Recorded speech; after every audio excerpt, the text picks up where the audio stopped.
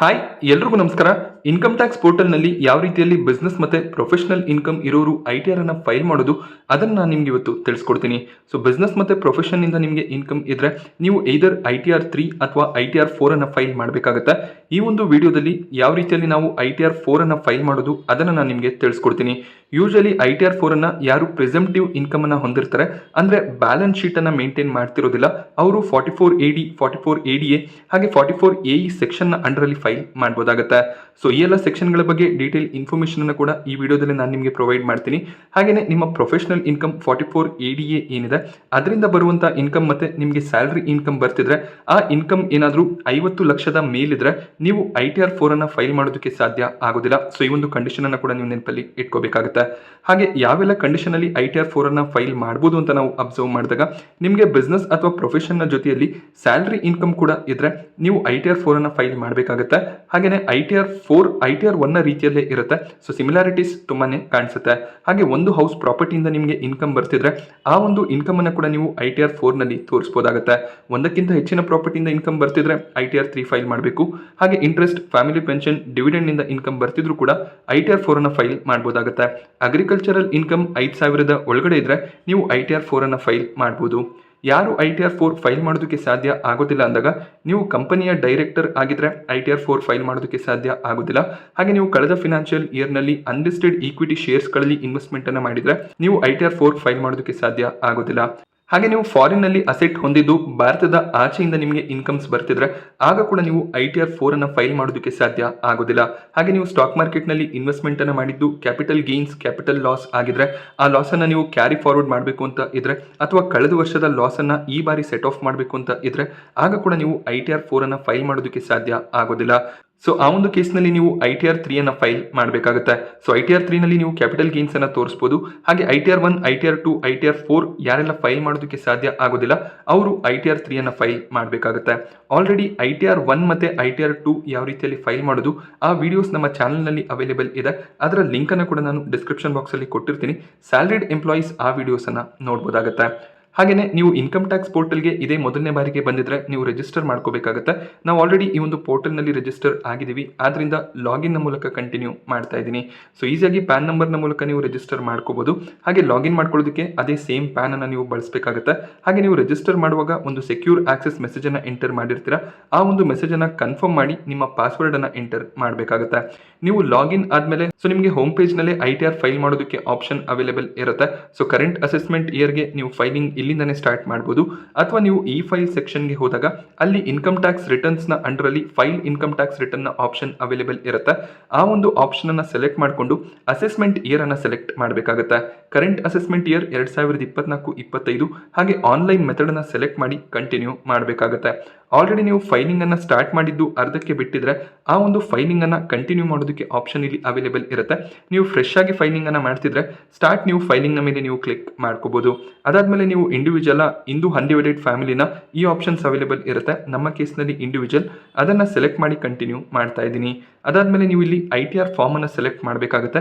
ಈ ಕೇಸ್ನಲ್ಲಿ ನಾವು ITR 4 ಅನ್ನು ಫಿಲ್ ಮಾಡ್ತಿದ್ದೀವಿ. ಸೊ ಅದನ್ನು ನಾವಿಲ್ಲಿ ಸೆಲೆಕ್ಟ್ ಮಾಡ್ತಾ ಇದ್ದೀವಿ. ಸೊ ಎಲ್ಲ ಆಪ್ಷನ್ ಸೆಲೆಕ್ಟ್ ಮಾಡಿದ್ಮೇಲೆ ITR 4 ಯಾರು ಫೈಲ್ ಮಾಡ್ಬೋದು ಆ ಡೀಟೇಲ್ಸ್ ಇಲ್ಲಿ ನಿಮಗೆ ನೋಡೋದಕ್ಕೆ ಸಿಗುತ್ತೆ. ಸೊ ಅದನ್ನು ಆಲ್ರೆಡಿ ನಾನು ನಿಮಗೆ ಎಕ್ಸ್ಪ್ಲೈನ್ ಕೂಡ ಮಾಡಿದ್ದೀನಿ. ಅದನ್ನು ಬೇಕಿದ್ರೆ ನೀವು ಇಲ್ಲಿ ನೋಡ್ಕೋಬಹುದಾಗುತ್ತೆ. ಹಾಗೆ ಇಲ್ಲೊಂದು ವಾರ್ನಿಂಗ್ ಕೂಡ ಇದೆ. ಸೊ ಆಲ್ರೆಡಿ ನಾನು ಹೇಳಿದ ರೀತಿಯಲ್ಲಿ ನೀವು ಬ್ಯಾಲೆನ್ಸ್ ಶೀಟ್ ಅನ್ನ ಮೇಂಟೈನ್ ಮಾಡ್ತಿದ್ದು ನಿಮ್ಮ ಒಂದು ಟರ್ನ್ ಓವರ್ ಏನಿದೆ ಆ ಟರ್ನ್ ಓವರ್ ಅಮೌಂಟ್ 2 ಕೋಟಿಯ ಮೇಲಿದ್ರೆ ನೀವು ITR 3 ಅನ್ನ ಫೈಲ್ ಮಾಡಬೇಕಾಗುತ್ತೆ.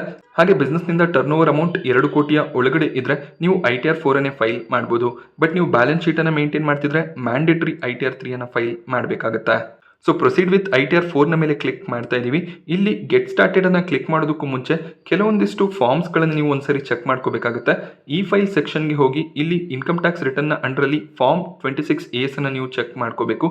ಈ ಒಂದು ಫಾರ್ಮ್ 26AS ನಲ್ಲಿ ಕಳೆದ ಫಿನಾನ್ಷಿಯಲ್ ಇಯರ್ ನಲ್ಲಿ ನಿಮ್ಮ ಅಕೌಂಟ್ ನಿಂದ ಏನಾದರೂ TDS ಕಟ್ ಆಗಿದ್ರೆ ಅದರ ಬಗ್ಗೆ ಕಂಪ್ಲೀಟ್ ಡೀಟೇಲ್ಸ್ ಅವೈಲೇಬಲ್ ಇರುತ್ತೆ.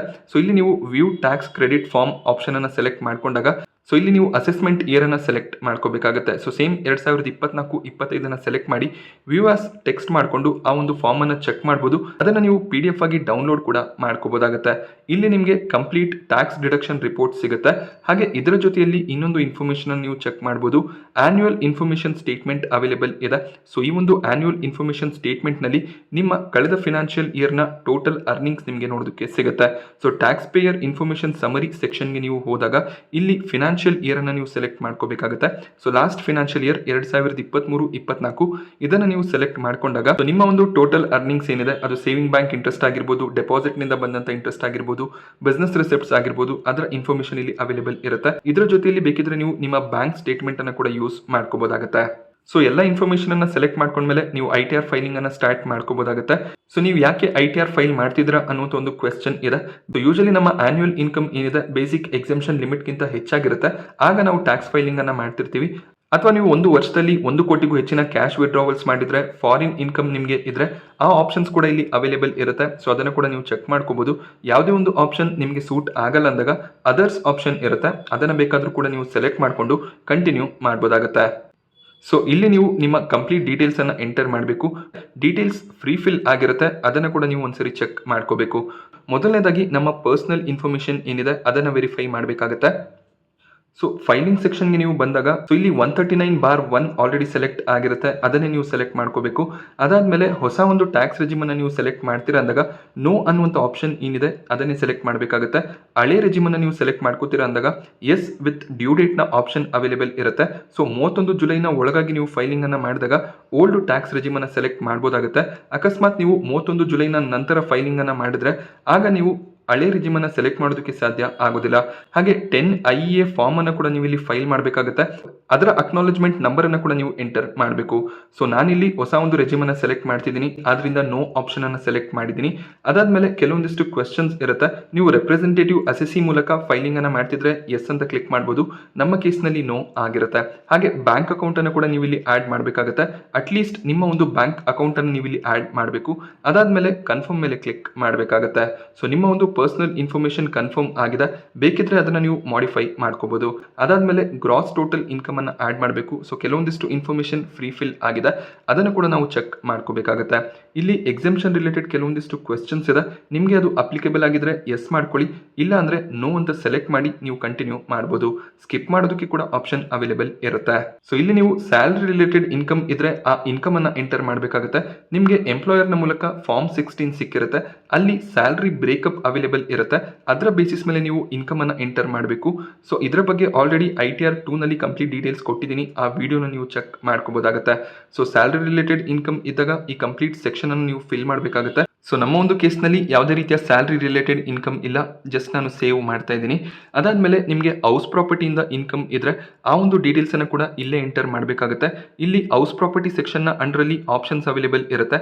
ಸೆಲ್ಫ್ ಆಕ್ಯುಪೈಡ್, ನೀವೇ ಆ ಒಂದು ಮನೆಯಲ್ಲಿ ಇದ್ರೆ, ನೀವು ಆ ಒಂದು ಮನೆಯ ಮೇಲೆ ಲೋನ್ ಅನ್ನು ತಗೊಂಡಿದ್ರೆ ಅದಕ್ಕೆ ಇಂಟ್ರೆಸ್ಟ್ ಅನ್ನ ಪೇ ಮಾಡ್ತಿದ್ರೆ ಓಲ್ಡ್ ಟ್ಯಾಕ್ಸ್ ರೆಜಿಮ್ನ ಅಂಡರಲ್ಲಿ 2 ಲಕ್ಷದಷ್ಟು ಡಿಡಕ್ಷನ್ ಅನ್ನ ಕ್ಲೇಮ್ ಮಾಡಬಹುದಾಗಿತ್ತು. ಬಟ್ ಇಲ್ಲಿ ಆ ಒಂದು ಆಪ್ಷನ್ ಅವೈಲೇಬಲ್ ಇಲ್ಲ. ಹೊಸ ಒಂದು ಟ್ಯಾಕ್ಸ್ ರೆಜಿಮಲ್ಲಿ ಯಾವುದೇ ರೀತಿಯ ಡಿಡಕ್ಷನ್ಸ್ ಇರೋದಿಲ್ಲ. ಸೊ ಆ ಇನ್ಫಾರ್ಮೇಷನ್ ಅನ್ನು ನೀವು ಎಂಟರ್ ಮಾಡ್ಬೋದು. ಹಾಗೆ ನೀವು ಹೌಸ್ ಪ್ರಾಪರ್ಟಿಯನ್ನ ರೆಂಟ್ಗೆ ಕೊಟ್ಟಿದ್ರೆ ಲೆಟ್ಔಟ್ ಅಂತ ಸೆಲೆಕ್ಟ್ ಮಾಡಿ ಆ ಒಂದು ಪ್ರಾಪರ್ಟಿಯ ಮೇಲೆ ನಿಮ್ಗೆ ಏನು ರೆಂಟ್ ಬರ್ತಿದೆ ಆ ಇನ್ಕಮ್ ಅನ್ನ ಇಲ್ಲಿ ಎಂಟರ್ ಮಾಡಬೇಕಾಗುತ್ತೆ. ಸೊ ಕಂಪ್ಲೀಟ್ ವರ್ಷದ ಇನ್ಕಮ್ ಅನ್ನ ಎಂಟರ್ ಮಾಡಬೇಕು. ಅದಾದ್ಮೇಲೆ ಏನಾದರೂ ಟ್ಯಾಕ್ಸಸ್ ಅನ್ನ ಪೇ ಮಾಡಿದ್ರೆ ಆ ಟ್ಯಾಕ್ಸ್ ಅಮೌಂಟ್ ಅನ್ನ ಕೂಡ ಎಂಟರ್ ಮಾಡಬೇಕಾಗುತ್ತೆ. ಹಾಗೆ ಆ ಪ್ರಾಪರ್ಟಿ ಮೇಲೆ ಲೋನ್ ಇದ್ದು ಆ ಲೋನ್ಗೆ ನೀವು ಇಂಟ್ರೆಸ್ಟ್ ಪೇ ಮಾಡ್ತಿದ್ರೆ ಆ ಒಂದು ಅಮೌಂಟ್ ಅನ್ನ ಕೂಡ ನೀವು ಇಲ್ಲಿ ಎಂಟರ್ ಮಾಡ್ಬೋದು. ಸೊ ಅದರ ಮೇಲೆ ನಿಮಗೆ ಡಿಡಕ್ಷನ್ಸ್ ಸಿಗುತ್ತೆ. ಸೊ ಈ ರೀತಿಯಲ್ಲಿ ನೀವು ಇನ್ಫಾರ್ಮೇಷನ್ ಅನ್ನ ಎಂಟರ್ ಮಾಡಬೇಕಾಗುತ್ತೆ. ಇನ್ಫಾರ್ಮೇಷನ್ಸ್ ಅನ್ನ ಎಂಟರ್ ಮಾಡಿ ಆಡ್ ನ ಮೇಲೆ ಕ್ಲಿಕ್ ಮಾಡಬೇಕು. ಸೊ ನಮ್ಮ ಕೇಸ್ನಲ್ಲಿ ಯಾವುದೇ ರೀತಿಯ ಹೌಸ್ ಪ್ರಾಪರ್ಟಿ ರಿಲೇಟೆಡ್ ಇನ್ಕಮ್ ಇಲ್ಲ, ಆದ್ರಿಂದ ನಾವು ಆ ಒಂದು ಸೆಕ್ಷನ್ ಅನ್ನ ಸ್ಕಿಪ್ ಮಾಡಿದೀವಿ. ಸೊ ನೆಕ್ಸ್ಟ್ ಸೆಕ್ಷನ್ ಬಿಸ್ನೆಸ್ ಮತ್ತೆ ಪ್ರೊಫೆಷನ್ ಇನ್ಕಮ್ ಆಡ್ ಮಾಡಬೇಕಾಗುತ್ತೆ. ಇಲ್ಲಿ ನೀವು ಯಾವ ಒಂದು ಸೆಕ್ಷನ್ ನಲ್ಲಿ ಇನ್ಕಮ್ ಆಡ್ ಮಾಡಬೇಕು ಅದರ ಕಂಪ್ಲೀಟ್ ಡೀಟೇಲ್ಸ್ ಅನ್ನ ಚೆಕ್ ಮಾಡ್ಕೋಬೇಕಾಗುತ್ತೆ. ನೀವು ಬಿಸ್ನೆಸ್ ನಿಂದ ಇನ್ಕಮ್ ಜನರೇಟ್ ಮಾಡ್ತಿದ್ರೆ ಬಿಸ್ನೆಸ್ ಸೆಕ್ಷನ್ ಅಲ್ಲಿ ಆಡ್ ಮಾಡಬೇಕಾಗುತ್ತೆ. ಹಾಗೆ ಪ್ರೊಫೆಷನ್ ನಿಂದ ನಿಮಗೆ ಇನ್ಕಮ್ ಬರ್ತಿದ್ರೆ ಆ ಒಂದು ಇನ್ಕಮ್ ಅನ್ನ ಪ್ರೊಫೆಷನ್ ಸೆಕ್ಷನ್ ಅಲ್ಲಿ ಆಡ್ ಮಾಡಬೇಕು.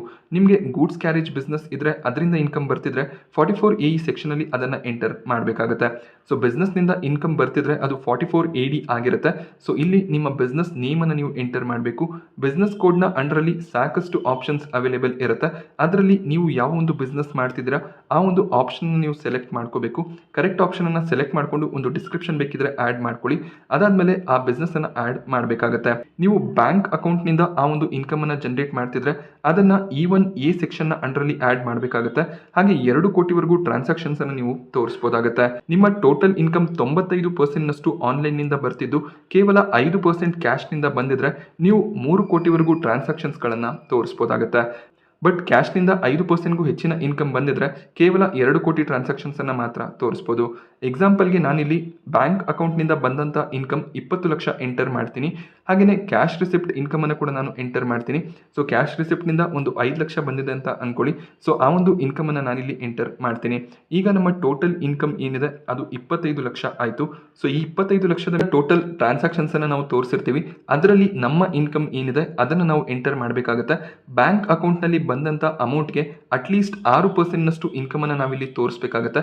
ಫಾರ್ ಎಕ್ಸಾಂಪಲ್ 20 ಲಕ್ಷ ನಾವು ಆ್ಯಡ್ ಮಾಡಿದ್ದೀವಿ. 6% ಅಂದಾಗ ಅಟ್ಲೀಸ್ಟ್ 6% ನಷ್ಟು ಇನ್ಕಮ್ ಅನ್ನು ನಾವಿಲ್ಲಿ ತೋರಿಸಬೇಕಾಗುತ್ತೆ. ಫಾರ್ ಎಕ್ಸಾಂಪಲ್ 20 ಲಕ್ಷ ನಾವು ಆ್ಯಡ್ ಮಾಡಿದ್ದೀವಿ. 6% ಅಂದಾಗ ಅಟ್ಲೀಸ್ಟ್ ಅಂದರೆ 1,20,000 ನಾವು ಎಂಟರ್ ಮಾಡಬೇಕಾಗುತ್ತೆ. ಅದಕ್ಕಿಂತ ಕಡಿಮೆ ಅಮೌಂಟನ್ನು ನಾವು ಎಂಟರ್ ಮಾಡಿದಾಗ ನಮಗೆ ಎರರ್ ನೋಡೋದಕ್ಕೆ ಸಿಗುತ್ತೆ. ಸೊ ನೀವು ಇಲ್ಲಿ ಅಬ್ಸರ್ವ್ ಮಾಡ್ಬೋದು 6% ನಷ್ಟು ಇನ್ಕಮ್ ಅನ್ನು ನೀವು ಎಂಟರ್ ಮಾಡಬೇಕು ಅಂತ ಎರರ್ ನೋಡೋದಕ್ಕೆ ಸಿಗ್ತದೆ. ಆದ್ದರಿಂದ ನಿಮ್ಮ ಒಂದು ಟೋಟಲ್ ಬ್ಯಾಂಕ್ ಅಕೌಂಟ್ ಅಮೌಂಟ್ ನೀವು ಎಂಟರ್ ಮಾಡಿರ್ತೀರಾ ಅದರ 6% ನೀವು ಅಟ್ಲೀಸ್ಟ್ ಎಂಟರ್ ಮಾಡಬೇಕಾಗುತ್ತೆ. ಅದಕ್ಕಿಂತ ಹೆಚ್ಚಿನ ಒಂದು ಇನ್ಕಮ್ ಇದ್ರೆ ಅದನ್ನು ನೀವು ಎಂಟರ್ ಮಾಡ್ಬೋದು. ಹಾಗೆ ಕ್ಯಾಶ್ ರಿಸಿಪ್ಟ್ನ 8% ನಷ್ಟು ನೀವು ಇನ್ಕಮ್ ಅನ್ನು ಎಂಟರ್ ಮಾಡಬೇಕಾಗುತ್ತೆ. ಸೊ 5 ಲಕ್ಷ ಅಂದಾಗ 40,000 ನಾನಿಲ್ಲಿ ಎಂಟರ್ ಮಾಡ್ತೀನಿ. ಆಗ ಯಾವುದೇ ರೀತಿಯ ಎರರ್ ಬರೋದಿಲ್ಲ. ಬಟ್ ಕಡಿಮೆ ಅಮೌಂಟನ್ನು ನಾನು ಎಂಟರ್ ಮಾಡಿದಾಗ ಇಲ್ಲೂ ಕೂಡ ನಮಗೆ ಎರರ್ ನೋಡೋದಕ್ಕೆ ಸಿಗುತ್ತೆ. 8% ನಷ್ಟು ಇನ್ಕಮ್ ಮ್ಯಾಂಡೇಟರಿ ಅಂತ ತೋರಿಸುತ್ತೆ. ಸೊ ಟೋಟಲ್ ನಿಮ್ಮ ಒಂದು ಇನ್ಕಮ್ ಏನಿರುತ್ತೆ ಆ ಒಂದು ಇನ್ಕಮ್ ಅನ್ನು ನೀವು ಇಲ್ಲಿ ತೋರಿಸಬಹುದಾಗುತ್ತೆ. But minimum 8% ತೋರಿಸಲೇಬೇಕು.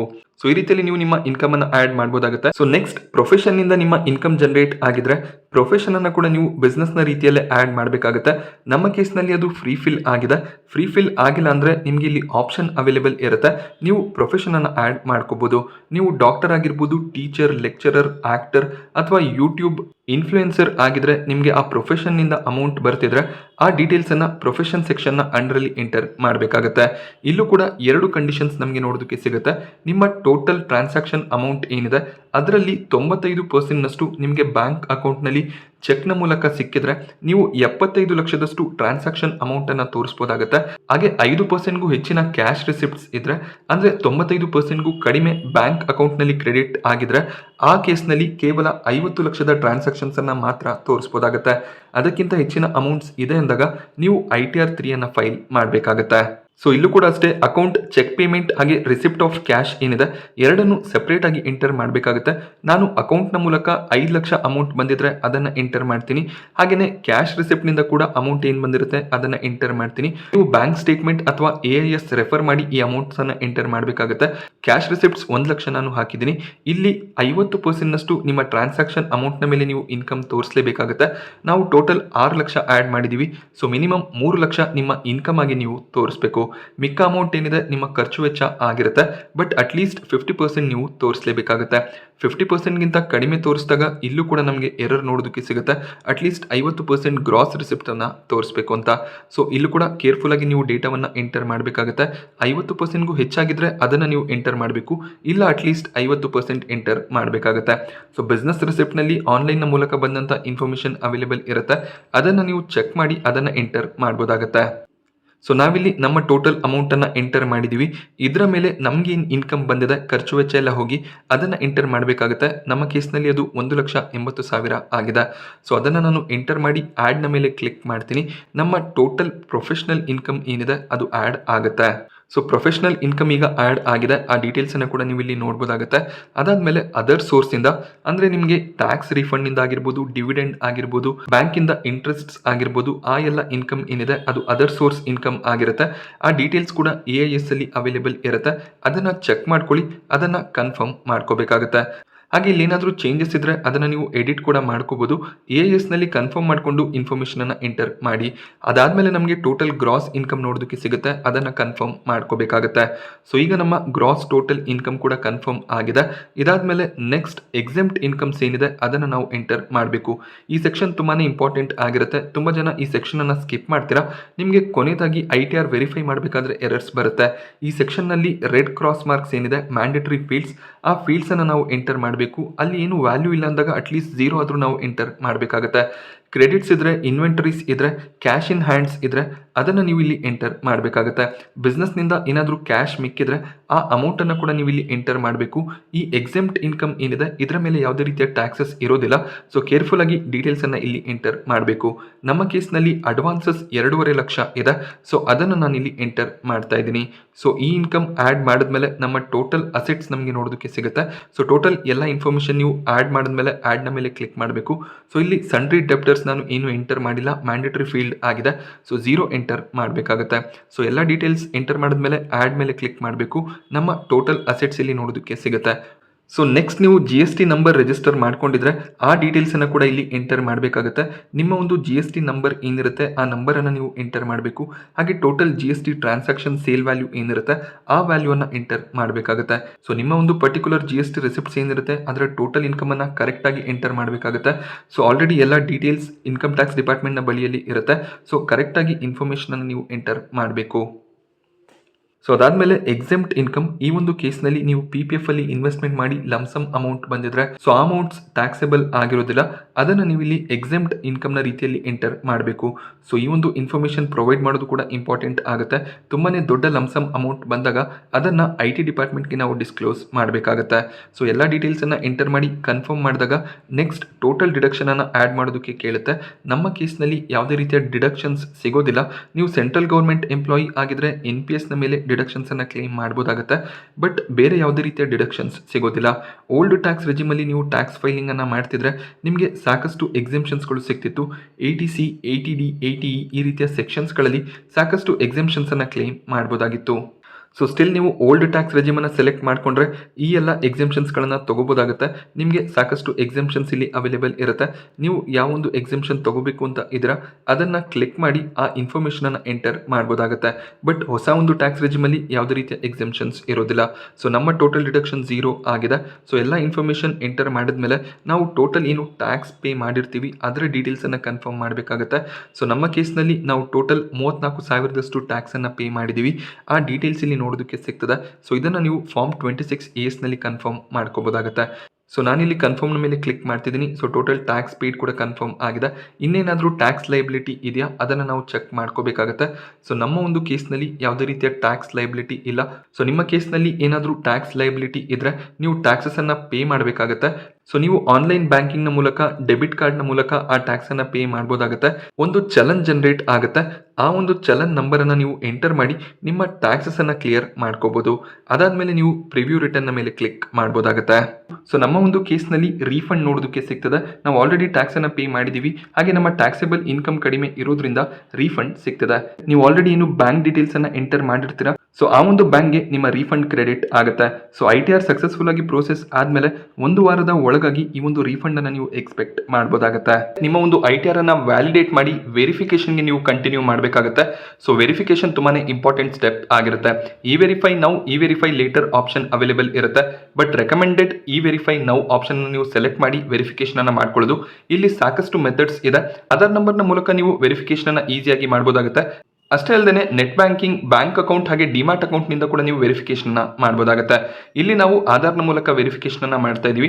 ನಿಮ್ಮ ಆಧಾರ್ ನಂಬರ್ಗೆ ಒಂದು OTP ಬರುತ್ತೆ. ಆ ಒಂದು OTPಯನ್ನು ನೀವು ಎಂಟರ್ ಮಾಡಿ ವ್ಯಾಲಿಡೇಟ್ ಮಾಡಬೇಕಾಗುತ್ತೆ. ಸೊ ವ್ಯಾಲಿಡೇಷನ್ ಸಕ್ಸಸ್ಫುಲ್ ಆದಮೇಲೆ ನಿಮ್ಮ ಒಂದು ರಿಟರ್ನ್ ಸಕ್ಸಸ್ಫುಲ್ ಆಗಿ ಫೈಲ್ ಆಗುತ್ತೆ.